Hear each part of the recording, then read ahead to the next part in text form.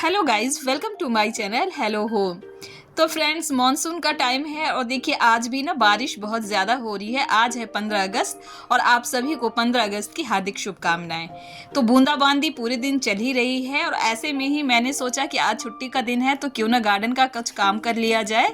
तो आज के दिन मैंने गुलदाउदी के प्लांट के लिए अपना समय निकाला है और उसी के साथ जो भी छोटे मोटे काम होंगे वो बहुत ढेर सारे हैं, वो सारे भी निपटाने हैं।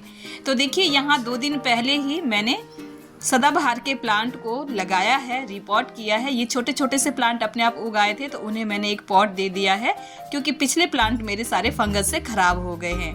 तो चलिए आज के मेन काम पे, और मेन काम है हमारा गुलदाउदी के प्लांट को रिपॉट करना।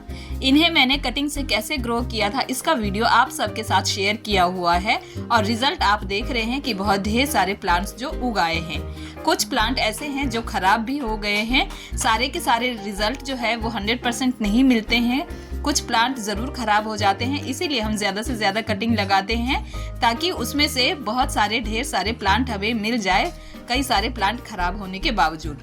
ऊपर से मैंने कट और ट्रिम भी एक बार कर दिया था क्योंकि प्लांट काफ़ी लेगी सा होता जा रहा था। किसी भी प्लांट को लगाने के लिए हमें उसके लिए एक सॉइल मीडिया तैयार करना होता है, उसे भोजन देना होता है जिसमें वो पनपता है, बढ़ता है, फलता फूलता है। तो देखिए उसके लिए हमें मिट्टी की ज़रूरत पड़ेगी। तो गुलदाउदी के प्लांट को वैसे तो आप नॉर्मल मिट्टी में भी लगा सकते हैं, तब रिजल्ट इतने अच्छे नहीं आते हैं जितना अच्छा जो मैं अभी आपको सॉइल मीडिया तैयार करके दिखाऊंगी उसमें आएगा। तो ये एक ऐसा सॉइल मीडिया होगा जो गुलदाउदी प्लांट के लिए एकदम परफेक्ट रहेगा और इसी मेथड से आप भी गुलदाउदी प्लांट के लिए सॉइल तैयार करें जिससे आपको बहुत ही बेहतरीन रिजल्ट मिलेंगे। तो देखिए मैंने लिया है मिट्टी और सैंड। मिट्टी और सैंड की मैंने बराबर मात्रा ले ली है, 50% मिट्टी और 50% सैंड। ये वही रेत है जो कंस्ट्रक्शन में काम आता है और इसे मैंने छान लिया है।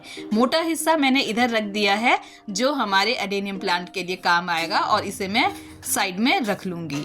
तो ये हमारा छना हुआ हिस्सा है और ये हमारा है मेन पार्ट जो मिट्टी और रेत का। अब ये दोनों तो हमने 50-50% ले लिया है और इसी के अंदर मैं मिलाऊंगी कुछ थोड़े से इसको फर्टिलाइज़र दूंगी जिससे कि ये जो मिट्टी है वो और भी अच्छी हो जाएगी। इसकी गुणवत्ता, इसकी जो गुणों की क्षमता है वो अधिक हो जाएगी। तो इसके लिए मैंने लिया है नीम खली। ये जो नीम खली है ये नीम के खल से बनता है और ये बहुत ही यूज़फुल है हमारे प्लांट के लिए।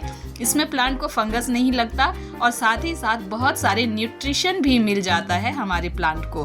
तो देखिए करीब 10 से 12 पॉट के लिए तो ये आराम से हमारा जो ये सॉइल मीडिया है, 10 से 12 भी कम मैं कह रही हूँ, करीब छोटे पॉट में 15 से 20 पॉट के लिए ये तैयार होगा। तो उसके लिए आप समझिए कि एक पॉट के लिए 1 चम्मच के हिसाब से मैंने ये नीम खली लिया है और ये 2 बार ले लिया है और ये तकरीबन आप चम्मच से नापेंगे तो 20 चम्मच आराम से बन जाएंगे। तो ये नीम खली मैंने ले लिया है एक प्लांट के लिए 1 चम्मच। साथ ही मैंने लिया है एप्सम सॉल्ट पौना चम्मच। ये पूरा 1 चम्मच मैंने नहीं लिया है, आधे से पौना चम्मच हर एक प्लांट के लिए ले लिया है। और ये जो है ये प्लांट को रिपोर्टिंग शॉक से बचाता है, प्लांट को मरने नहीं देता है, साथ ही कलर और फ्लावरिंग बहुत अच्छा बनाता है। इसके साथ साथ मैंने लिया है DAP जो हर एक प्लांट के लिए 4 से 5 दाने के हिसाब से होगा। तो इसके हिसाब से मैंने लिया है। अभी हमारा प्लांट जो है बहुत ही ज़्यादा छोटा है तो उसके लिए ये 3, 4, 5 दाने बहुत हैं। अच्छा, न्यूट्रिशन तो हमने बहुत सारा दे दिया प्लांट को, लेकिन इसके साथ साथ हमें प्लांट को फंगस से भी बचाना है। तो उसके लिए देखिए ये मैंने लिया है हल्दी पाउडर। आप कोई भी तरह का फंगीसाइड ले सकते हैं। मेरे पास इस वक्त फंगीसाइड नहीं है, मैं साफ का फंगीसाइड यूज़ करती हूँ, बट अभी नहीं है तो मैंने हल्दी दिया है और हल्दी भी एक बहुत ही अच्छा फंगीसाइड का काम करता है। तो इससे भी प्लांट में चींटियाँ और कोई भी फंगस नहीं लगता है। और वैसे हमने नीम खली ऑलरेडी दे दिया है जो प्लांट की जड़ों से उसे फंगस नहीं लगने देगा, प्लांट को कोई भी निमेटोड का प्रॉब्लम नहीं होगा।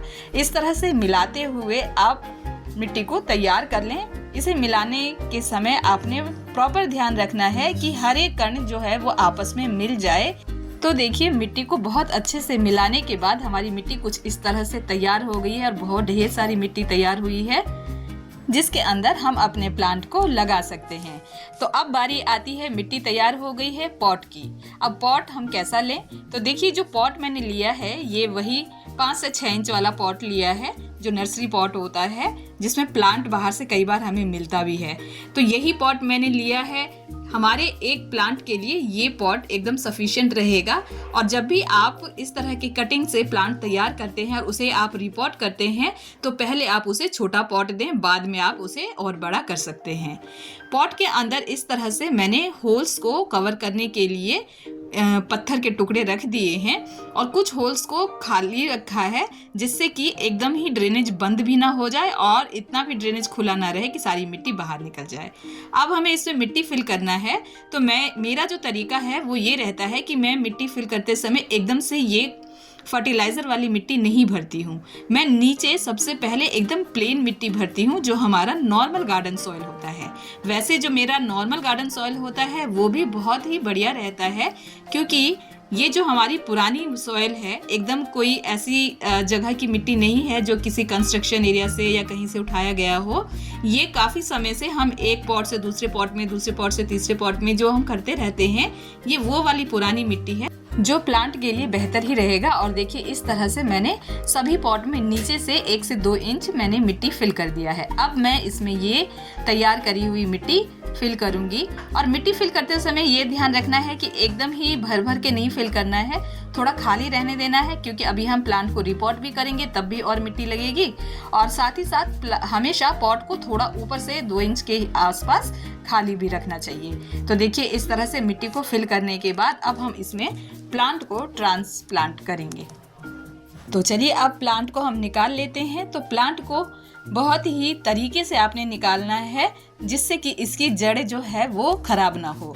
जो अगर इसकी जड़ें खराब हो गई तो फिर आपका इतना किया हुआ मेहनत पानी में चला जाएगा। तो बस आपने कोई ऐसा टूल ले लेना है, जैसे मेरे पास ये है तो मैं इस तरह से कर रही हूँ। अगर आपके पास ये नहीं तो आप कोई चम्मच ले लें, चम्मच से भी आप आराम से इसे निकाल सकते हैं, या फिर कोई छोटा सा और कोई टूल हो आपके पास, पेंचकस से भी आप निकाल सकते हो। बस आपने क्या करना है, साइड साइड से इसको पहले ढीला करना है और ढीला करने के बाद आपने इसको बाहर की साइड निकालना है। अगर आप एकदम खींच दोगे तो उसकी जड़ें सारी की सारी रेत के अंदर ही रह जाएगी, प्लांट आपका खराब हो सकता है। और हो सकता है नहीं, हो ही जाएगा डेफिनेटली, क्योंकि जड़ें नहीं तो प्लांट नहीं। तो देखिए प्लांट में बहुत अच्छे से जो है जड़ें डेवलप हुई। और देखिए अब जो है जब हम इसके ऊपर से रेत हटाकर देखेंगे तो आपको पूरी तरह से समझ में आएगा। देखिए कितनी ढेर सारी इसमें जड़ें बनी हैं। तो ये है हमारे काम का रिजल्ट। यानी कि अगर आप सही तरीके से और सही समय पर काम करते हो तो आपको रिजल्ट अच्छा ही मिलता है। कुछ प्लांट खराब ज़रूर हुए, बट जो प्लांट लगे हैं उसमें जड़ें बहुत अच्छे से डेवलप हुई है, जिससे आगे प्लांट के बढ़ने के लिए, लगने के लिए चांसेस बढ़ जाते हैं।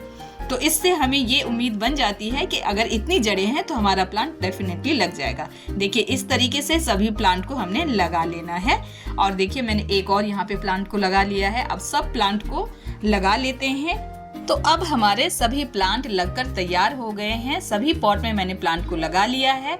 प्लांट लगाने के बाद आपने पॉट को इस तरह से ठकठकाना है। ये इसलिए ज़रूरी है क्योंकि अभी अभी हमने नई नई मिट्टी फिल की है। नीचे हमने पेबल्स, हमने पत्थर के टुकड़े वगैरह रखे हैं। तो हमारी मिट्टी जो है वो नीचे सेट हो जाना चाहिए, क्योंकि जब हम वाटरिंग करेंगे और इस तरह से हमने ठकठका के इन्हें सेट नहीं किया होगा तो वो एकदम से ही नीचे से बह जाएगी सारी मिट्टी, जहाँ जहाँ भी उसे होल मिल जाएगा। तो चलिए अब देखते हैं हमारा फाइनल रिजल्ट। तो देखिए सारे प्लांट मैंने इस तरह से लगाकर और बाहर की साइड ले आई हूँ। अब बारिश भी बंद हो गई थी और यहाँ पर देखिए सभी प्लांट कितने खूबसूरत लग रहे हैं। सभी को मैंने वाटरिंग कर दिया है और वाटरिंग करने के बाद अब हमारा प्लांट जो है वो रेडी हो गया है। अब इसे हम किसी छाए वाली जगह पे ही रखेंगे अभी करीब हफ्ता दिन, जिससे कि इसकी जड़ें जो है वो सेट हो जाए। और जब जड़ें सेट हो जाएंगी तो हम इसे बाहर लेकर आएंगे। तो अगर आपने भी गुलदाउदी लगाने का फर्स्ट पार्ट वीडियो मेरा देखा हुआ है और आपने भी कटिंग्स ग्रो किया है, तो अब इस सेकंड पार्ट को देखकर सेम तरीके से आपने उसे रिपोर्ट करना है, ताकि आगे चलकर ये बहुत ढेर सारी फ्लावरिंग करे। फ्रेंड्स, अगर आप मेरे वीडियोस को देखते हैं तो डेफिनेटली आपको इसके रिजल्ट बहुत ही बेहतर मिलेंगे। अगर ये वीडियो आपको पसंद आया हो तो वीडियो को लाइक एंड शेयर करें, साथ ही साथ कमेंट करें। साथ ही साथ मेरे चैनल पर पहली बार आए हैं तो मेरे चैनल को सब्सक्राइब कर लें विद बेल नोटिफिकेशन, ताकि आगे आने वाली सभी वीडियो आपको सही समय पर मिल सके और आप उसका लाभ उठा पाएं। वीडियो को एंड तक देखने के लिए, अपना कीमती समय देने के लिए थैंक यू फ्रेंड्स।